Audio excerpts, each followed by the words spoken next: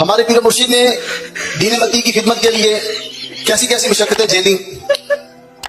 لاہور میں railway station کی تپتی ہوئی سیٹوں کے اوپر رات کو سونا، درس و بیان سننے کے لیے سامنے کوئی بھی نہ ہو تو ٹوپیوں کو سامنے رکھ لینا، قلم کو پیڈ کو سامنے رکھ لینا اور ان کو ہی درس و بیان شروع کر دینا، اور کئی کئی میل پیدل چل کر نیکی کی دعوت درس و بیان کرنے کے لیے سفر کرنا.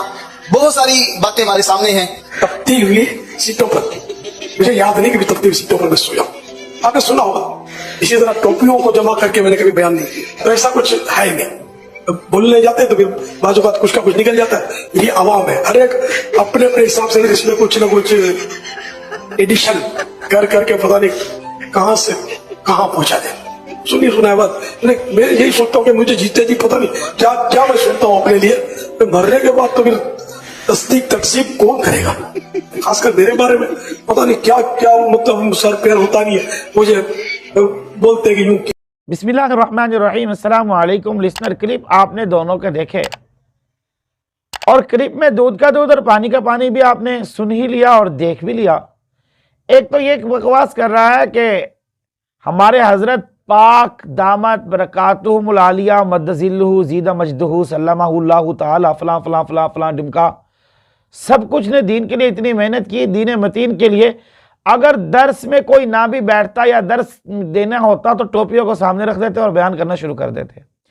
دوسرا جو ہے تپتی سیٹوں پر بیٹھ کر سفر کیا، اور پھر یہ ساری چیزیں ہیں. اور جب کہ حضرت صاحب دامت برکاتہم العالیہ مد ظلہ زید مجدہ پتہ نہیں کیا سارا کچھ انکار کر دیا کہ میں نے ایسا کچھ کیا ہی نہیں.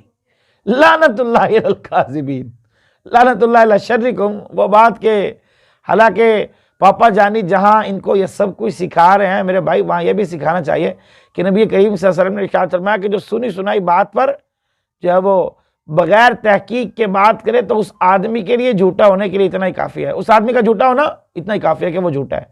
تو میرے بھائی سامنے یہ تو ان کو بات یاد کبھی بھی نہیں ہوگی. کوئی کام دی گل انہوں یاد نہیں ہوندی، کام دی گل کبھی بھی یاد نہیں ہونی. تو بہرحال پاپا جان نے واضح صاف شفاف انکار کر کے دس دیتے بھی میں ہو جائے کوئی کام نہیں کیتا. جب میں ہو جائے کام نہیں کیتا تو جھوٹے الزام لا رہے ہو. جب میں مر گیا تو پھر پتہ نہیں کی کرامت اس ظاہر کر دو گے. تو الحفیظ والامان، توبہ استغفر اللہ تعالی ربی من کل ذنب واتوب الیہ. سب بکواس پر مبنی لسنر یہ کہانیاں بناتے ہیں.